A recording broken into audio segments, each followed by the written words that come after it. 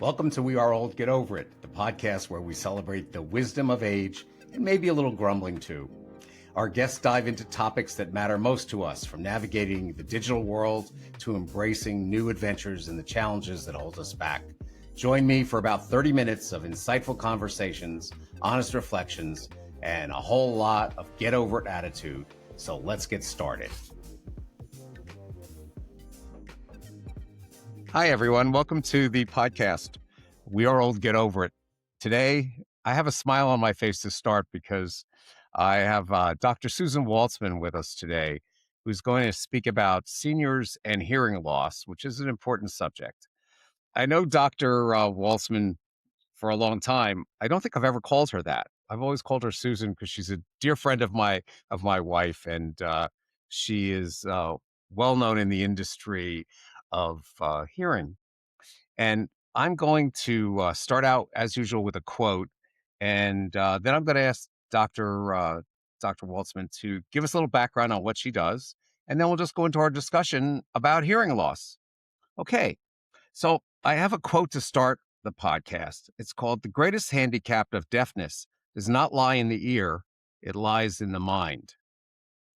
And Marley Maitland, it's a quote from her. I don't know who she is, but I just thought it was a good quote. So from that, we're going to start. So welcome to the podcast, Susan. You don't mind if I call you Susan? I've called you that for about 40 some odd years, right?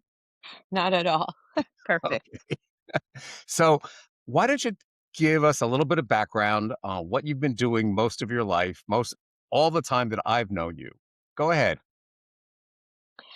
Well, I've been involved in with hearing loss and treatment for hearing loss for all these years. Mainly, I was part of the team that developed the cochlear implant program at NYU Grossman School of Medicine. I was vice chair of the Otolaryngology department for many years and mentored a lot of residents, ENT doctors, audiologists, and so on. So I've been involved in the hearing space for quite a while.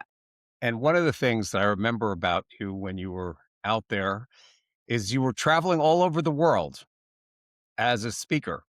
And what was the main thing that you were speaking about when you've been traveling? Yeah, my travel really had to do with my research on cochlear implants and the work that we've done over the years that related to cochlear implants. So Okay, it's been a great deal of fun. I've traveled everywhere. that's great. And we're going to talk about the cochlear implants as part of our conversation. But let's just start out and talk about the impact of untreated hearing loss on seniors. And you know, to define a senior is not easy. You can insult people by saying you're a senior if you're 40 and then go on from there. But I'm going to use the AARP program and say, well, if you turn 50, you're going to get a note from the AARP saying welcome, and they consider you a senior. So we'll go on from there. But we're concerned primarily about seniors here. But hearing loss can affect anybody. But let's talk about senior hearing loss. Well, it's true. Hearing loss can affect anybody. Some children are born with hearing loss, and some adults develop hearing loss over the years, particularly seniors. It is really devastating to seniors to have a hearing loss. It's not uncommon. It's a very common thing. Usually, the type of hearing loss that seniors have affects the hair cells in the inner ear. And this is not something that we can treat with medications or any other, or surgery or anything. The sensory neural hearing loss that seniors get is often gradual. So you don't notice it until it reaches a certain point. You can have trouble hearing your best friend, trouble on the phone, trouble communicating in general, especially in noisy situations. And there are different levels of hearing loss. So you can have a mild hearing loss, you can have a moderate hearing loss, severe, and then profound. So that's how it really starts, but it can be gradual. So sometimes you don't really notice it at the beginning. You notice it when you start saying what a lot, or your partner or friend says to you, "Why are you saying what so much?" Okay. Well, with my wife, I consider that I have selective hearing loss because sometimes she says I don't hear her, but I think I do. I just make it selective. But I think part of the problem is that there's cognitive decline and dementia risk if you're not hearing correctly, and it has an impact on your lifestyle. Correct? Absolutely. There's no question that the impact of a hearing loss could be devastating to a seniors. There's been a lot of research that has shown that there is a connection between hearing loss and cognitive decline. So the answer here is you need to treat hearing loss. You need to take care of it, no matter what it is. For less severe forms of hearing loss, the first step, or actually for any type of hearing loss, the first step is to get a hearing test from a professional. You either go to an otolaryngologist or an audiologist, and you get your hearing tested to see what kind of hearing loss you have, how severe the hearing loss is, and then you go from there. Okay. So a lot of people know about hearing aids and how expensive they used to be, and that over the past maybe 2 years, there's been a change in the cost of hearing aids. And is that the first thing that people would use if they find that they have a hearing loss? Well, yeah, let's go back a step. Okay. Absolutely. If somebody has a mild hearing loss or a moderate hearing loss, the first thing they would use is a hearing aid. Now, hearing aids themselves are pretty expensive. If you go to an audiologist or something, you the hearing aids can be for 2 hearing aids, it could cost 5 to $6,000. Over the last couple of years, what the government has done is given the okay to what they call over-the-counter hearing aids. Now, what are they? Well, they can be helpful. They can be a few $100s, much cheaper than necessarily going to an audiologist or an otolaryngologist's office. You don't necessarily get the service. And these over the counter hearing aids do not have the same bells and whistles as the hearing aids that you would get if you went to an otolaryngologist or an audiologist to get hearing aids. But not everybody needs the bells and whistles. So if cost is a factor, it's certainly worthwhile trying an over the counter. Now, all hearing aids in general have a 45-day trial period so that if something doesn't fit, you don't like it, it doesn't sound good, you can return it and get all your money back. But for a mild or moderate hearing loss, you have some options, you have some choices. Also, insurers now are starting to cover the cost of some hearing aids, including Medicare, some hearing aids, not the most high-end hearing aid, but they will cover the cost of certain hearing aids, and that's worth exploring. I have another question that brings up, which is a lot of the people who have iPhones in particular have their earbuds, and those somehow have been promoted as a potential hearing aid for people. Is that correct? Or is that just Yes, that's very recent, where the AirPods have an amplification system in them, so they work as a hearing aid. That's up to the person. That's really a personal choice. If you walk around with your AirPods all the time, that may be a good choice for some people. If you don't walk around with the AirPods all the time, then it's probably not a great choice, but it's an individual choice. Okay. So what happens as we age is we went to a lot of rock concerts when we were younger. We didn't have anything to protect our hearing in our ears, and the music was blaring, and we walk away and we have this ringing in our ear, and over the course of our lifetime, we've been impacted by that, correct? Yes, Okay. for sure. And for other things, just environmental sounds in general can be very loud. And so you can develop this hearing loss that gets worse over time, and you need help. A lot of people, unfortunately, the elderly, they see a hearing aid or anything in your ear as a stigma of getting older. And so they want to avoid that. I think nowadays it's really not so much because everybody's walking around with something in their ear or on their ear or on their head. And it definitely changes the quality of life for senior citizens who tend to feel isolated. They've lost friends or loved ones. They go out to dinner. They can't communicate with their children, grandchildren, other friends. It's depressing.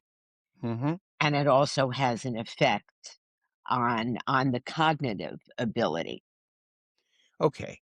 So someone who feels that they have a hearing loss. Oh, I wanna go back to that before I forget it. Your family and friends are very important because they're the ones that are basically going to say to you, "You know, you're not hearing what I'm saying," or you're asking, "What? Could you repeat that?" a lot of times, and they may be the ones to help you to get to the point where you can do, a diagnosis where you want to avoid it, but they're going to help you along to say, "No, this is something you need to do."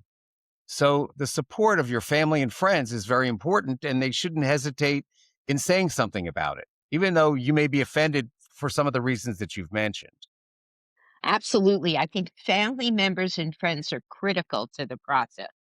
They have to encourage somebody to go see a professional, to go see an audiologist, and to have their hearing tested. We hear this every day.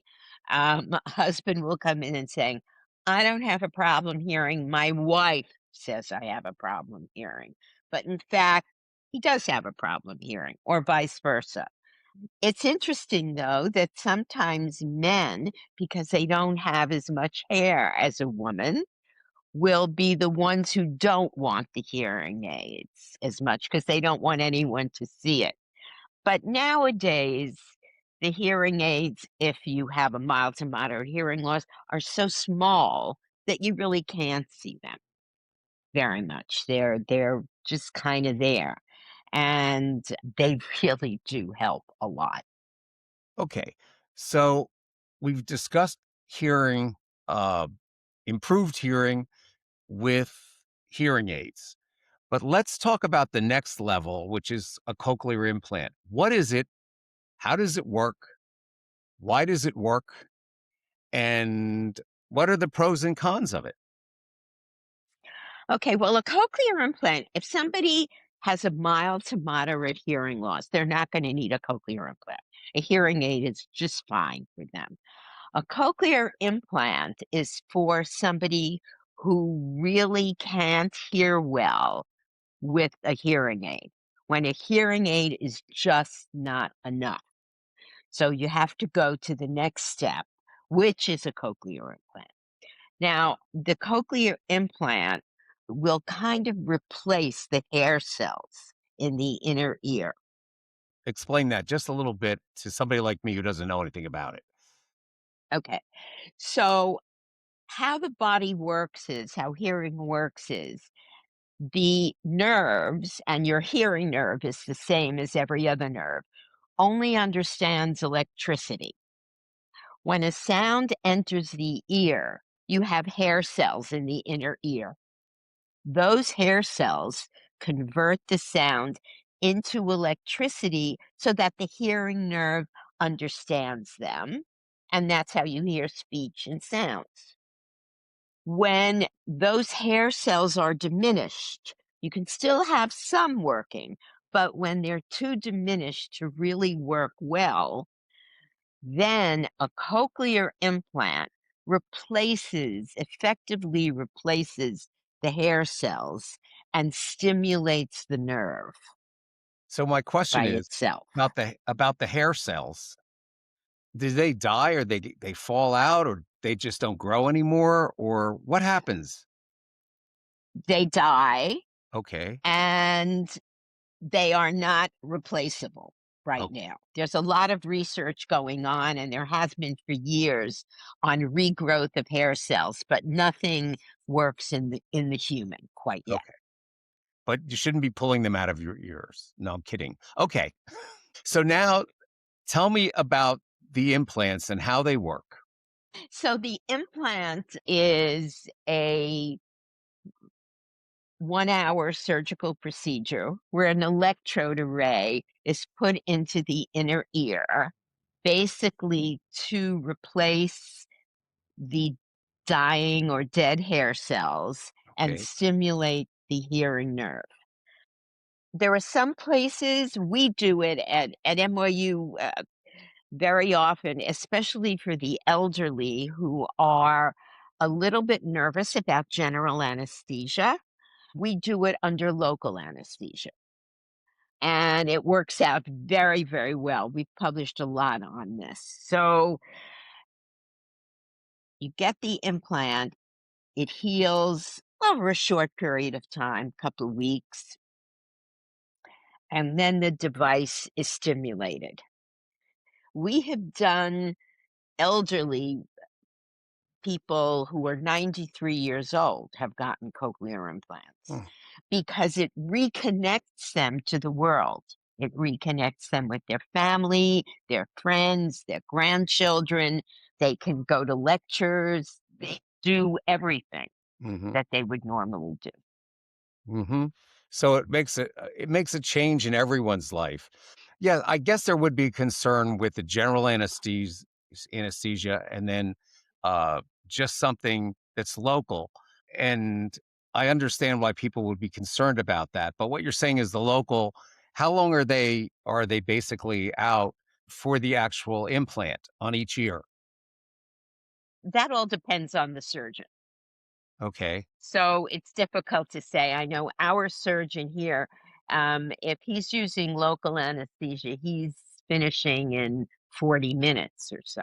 Mhm.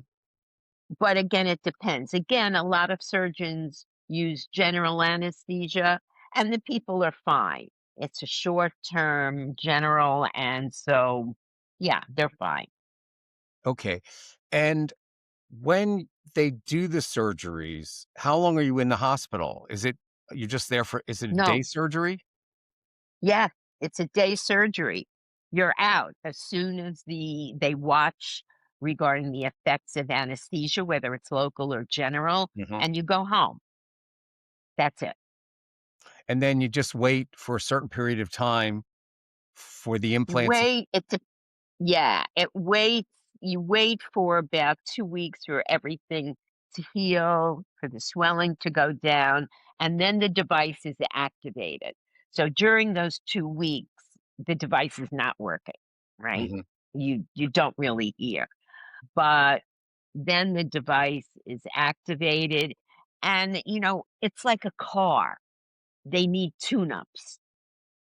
So the audiologist who's programming the cochlear implant will give a schedule of appointments for the person to come in, more frequently at the beginning and less frequently as time goes on. I understand. Is this covered by health insurance? Yeah, totally. Medicare covers it totally. and so do commercial payers. Yes, Hmm. it's covered. In some ways, it's cheaper than getting these very expensive hearing aids because none of the insurers, including Medicare, are going to pay $6,000 for hearing aids. They'll Right. give you a small amount of money towards it, but they're not going to cover it. Whereas for cochlear implants, the whole procedure is covered. Interesting. It was one of the first things I thought of. I said, well, there must be a way you could do this. Okay. So in other words, Yeah. if the hearing loss is severe enough and you have a choice, you should definitely can also consider cochlear implants because of the fact that number one, insurance would cover the whole thing. And number two, let's talk about how it works. In other words, once you have the implant, is there a battery that you have to change out or how does it work? Yeah. So, okay, you have an internal portion, and then you have a small external portion that Okay, sits on the head, and that has a battery in it. got it. And the batteries now have a longer life, but they can, I mean, you're not sleeping in it, and they're rechargeable, so you can recharge it overnight while you're sleeping. There are different ways depending on the device. So that's a little tiny battery. It's not that different than somebody who would have a hearing aid because they also would probably have some kind of a battery or a rechargeable, hearing aid overnight. Correct. So it's just as convenient. Correct. But one of the things that I noticed when I looked up cochlear implants was the impact it had on people's lives for hearing, where there are people who have either never heard anything or have stopped hearing a lot of things. They don't hear the birds in the trees. They don't hear a car driving by. But when they have a hearing aid or when they have the cochlear implant, it makes a very big impact on their lifestyle and their quality of life, correct? Absolutely. It's incredible, really. Sometimes at the very beginning, we've heard from patients, oh, it's so annoying. Everything is so loud. And everything really isn't that loud all the time. It's just that they haven't heard anything for quite a while. So it's makes a tremendous impact. And there's really also a safety issue. If you're crossing the street and you need to hear a horn honking or any other kind of a sound, it's a safety issue if you can hear that. If you're driving a car, it's a big safety issue as well. So I think there are a lot of things involved. The social issues, the cognitive decline. If the sound doesn't get through and you're not using your brain to interpret all of that, there is a possibility that it will lead to cognitive decline or at least not stop it. The ability to communicate with loved ones, with family, with friends, to go to lectures, to go to the movies, to do anything like that, that you have to stop doing because you can't hear. And what happens, many people just stop rather than say, "I'll get help," they just stop going because it's so frustrating for them to go someplace and not be able to hear anything. So the most So they important don't go. yeah, the most important thing that we get from this conversation that we're having is if you feel you have a hearing loss issue, or if someone that you love or people that you know are saying, you're not hearing everything we're saying, the first thing you should go is go see a professional who deals with that and then make a determination of what's going to be best for you in the short term and then in the long term.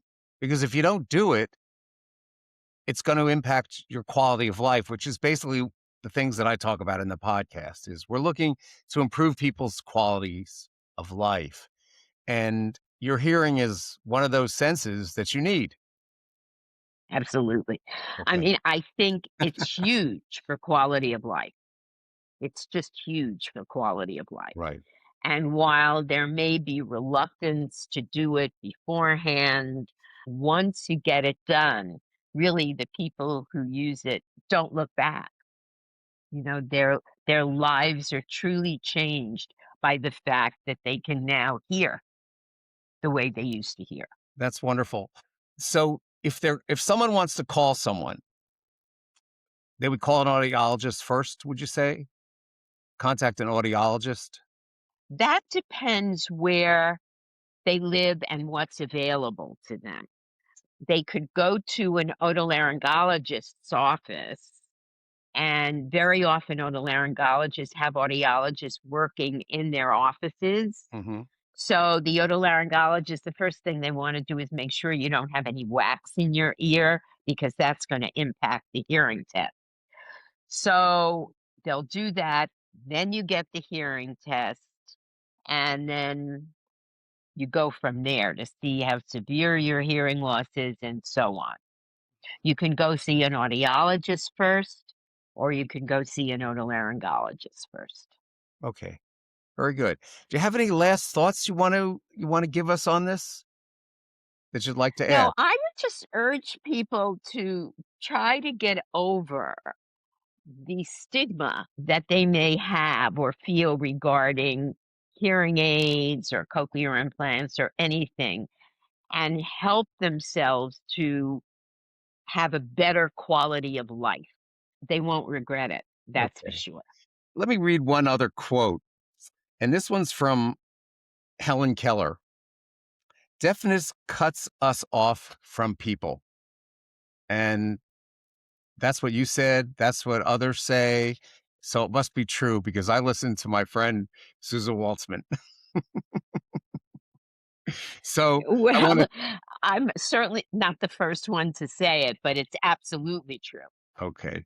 Well, I wanna thank you for taking the time out of your day to spend with me and to spend with the audience, and I thank you again. I thank you for being a friend to my wife for all these years and putting up with me for all these years, and I look forward to seeing you again soon. It's been great. Okay. You have a Same great here, day. And too. everyone else, we'll see you Sure. next week. And that concludes this episode of We Are Old, Get Over It. Thanks for joining me. I hope you found our conversation both insightful and entertaining. Remember, age is a journey, not a destination. So embrace the wrinkles, the forgetfulness, and the occasional tech frustrations with a good dose of get over it attitude. Until next time, keep laughing, keep learning, and keep getting over it. Ken out. This podcast features a variety of perspectives. The views and opinions expressed by our guests are solely their own and do not constitute an endorsement by this program. Unless otherwise stated, this podcast does not endorse the products and services of our guests, but shares them for informational purposes only.